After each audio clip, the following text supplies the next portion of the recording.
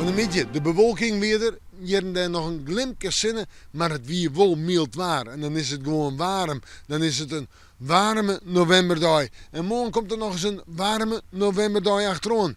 Joen en vannacht, er is een protte bewolking. Misschien wat heel licht eruit, maar ik denk dat het zo goed als droog blijft. Of misschien wel heel dal droog. En hege temperaturen natuurlijk.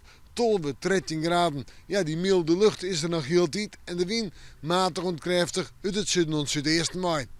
Morgen, een dag met bewolking, maar er staan er gewoon flink wat zinnen. De meeste zinnen in de middag en later in de maandtijd. En staat het nodig, blijft het bij ons gewoon droog.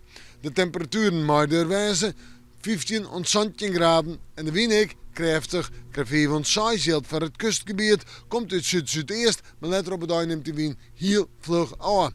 En dan hebben we het sneeuw, het fruitjoch. Ja, sneeuw en daar maar bewolking, misschien een spatje rein. En de temperaturen zijn 14 graden. Op sneeuw, de zinnen erbij, droog waar, bewolking, zijn 13 graden. En op Manje zijn 12 graden, temperaturen die uiteindelijk gewoon binnen voor deze tijd van het jaar. En de wind ziet het meer en meer het noordoosten en het noorden op. Nou ja, het zucht er voor de komende dagen goed uit. We moeten morgen maar weer even in het waarschuwen.